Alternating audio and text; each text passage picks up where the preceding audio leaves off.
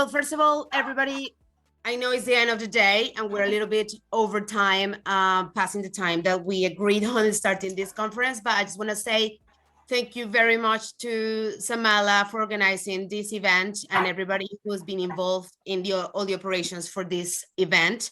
It's hard to put it all together, and it's been wonderful to listen to so many inspiring women and with all these topics that are very relevant for all of us in entrepreneurship and leadership as well. My talk is going to be very brief as I have to jump out to another speaking event very shortly, but I wanted to speak to you about how to turn your passion into your career. And I'm gonna only spend a few minutes just to share some ideas and some tips to you all who's listening to this conference and about how we can turn our loves into what we're gonna do or earn money in business. A little bit about me. I'm a headhunter, I'm a recruiter. I work for different companies and banks. I work in investment banks, recruiting talent for many years now. And my story started for the frustration I have. Samala, could you turn the volume down, please? Could you put yourself into mute because it's very loud? Thank you. So my passion started, my career as a recruiter started because I had a lot of frustration before because I couldn't find my own job and I was actually starting to apply and I have no help from anybody. And I struggled to do my CV, I struggled to do the interviews, I struggled because I didn't know how to do it properly in a country where I wasn't born. So I was living in London from Colombia, have no idea. And with all these frustrations that I have and the help that I got through the way, meeting a lot of different recruiters that helped me out on how to do my CV or how to do an interview, that's how I start understanding more of talent acquisition. So 10 years later, I got an opportunity as a recruiter and I somehow have a lot of experience within my own frustrations on getting help and paying recruiters and talent acquisition managers to help me out on my own career. So I tell you that story because my passion didn't really come naturally to recruiting or like human resources. It actually came by accident, a beautiful accident through my own journey, finding my own career. And today, 15 years after, this is my business. My business is actually connecting people to companies and companies to great talent. So that's the background I have to share with my own personal story.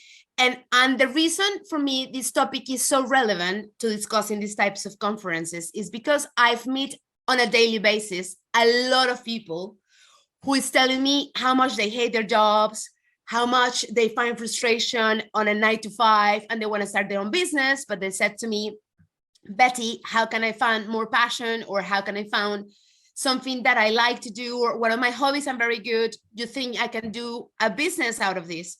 And the answer is you have to listen to your heart, but at the same time, you need to have a skill to charge as well and to make money from something that you really are passionate about. So I'm going to talk through very, very briefly about some things that I think you might help all of you to turn your passions into your careers. So as I was mentioning to you guys before, we need to discover our passions, and our passions are not only our hobbies. You know, a lot of people think, oh, I'm great at painting. Am I going to charge for painting? It's not really the case. I mean, we can have different hobbies, but that doesn't mean we can make money or a business out of our hobbies. Our passions are very, very different. And at the same time, we need to find if we're good at that, if there is a market to it, if we can charge for it and do a complete strategy to make a business out of our own passions. So I'm going to share a few tips and a few things that have helped me and have helped others to find or to turn that passion into their career. So first of all, discover your passions. And how can we discover our passions? It's not that difficult. I think we need to be a lot more listening again to what we really truly connected our heart to the things that we love. And that means, for example, some people is very passionate about spending time with animals, or other people is very passionate about sports. I personally was always very passionate about connecting people, and it was something natural to me. So I always connect people in parties and through different events, and I end up doing this as a business, which is connecting people to the right jobs, and companies to the right talent.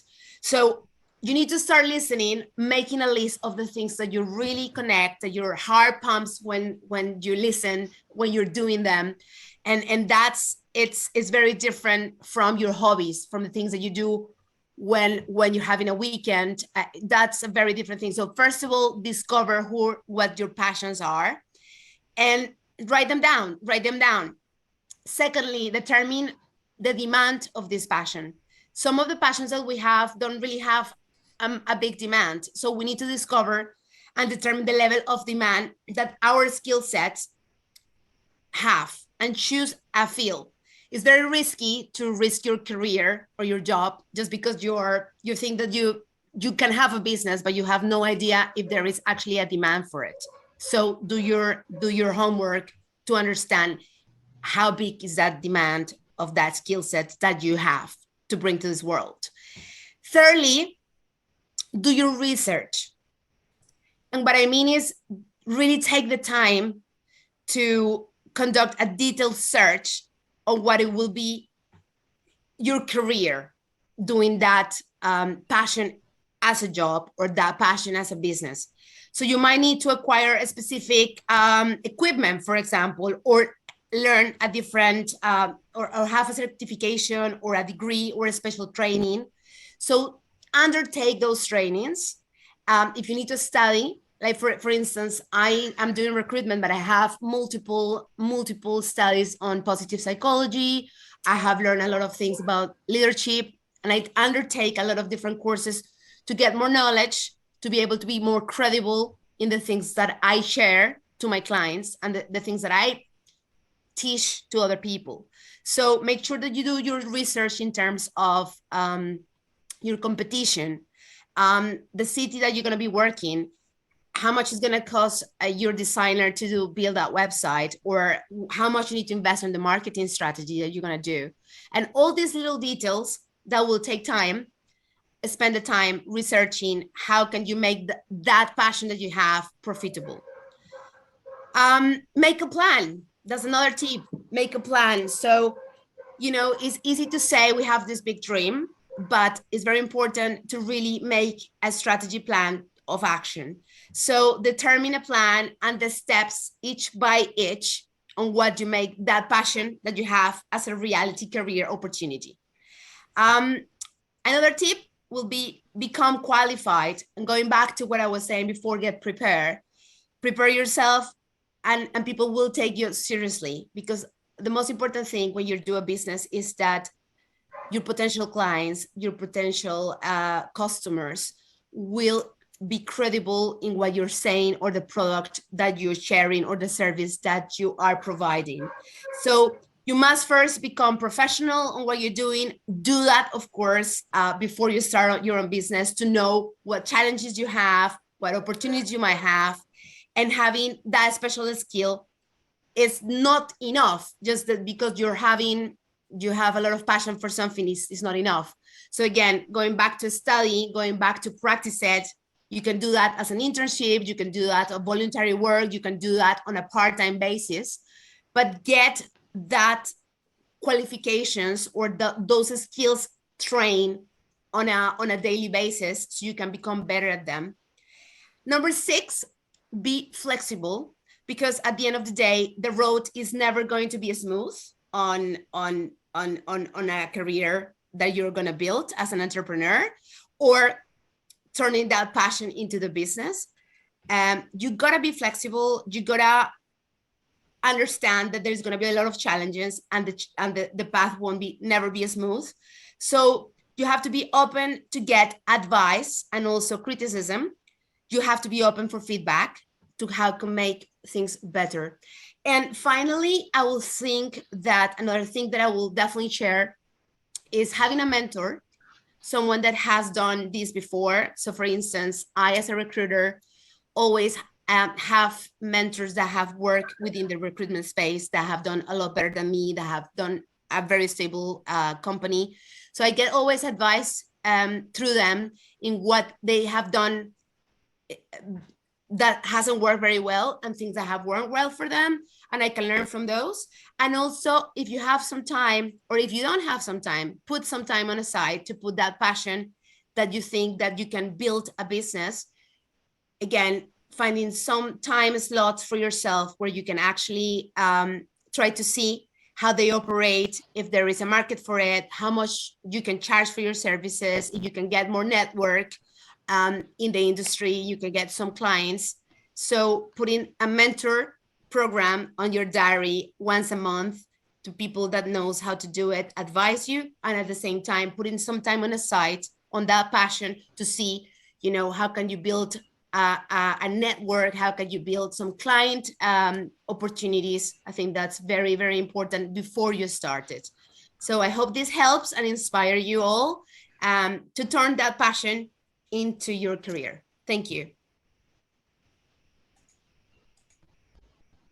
Thank you. It's a nice talk. And let's see, right? 1 minute. Please be online.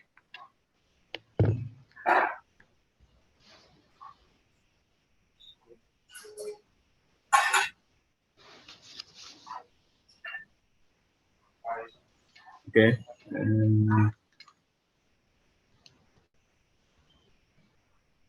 Okay, right now it's in Okay. Please be online.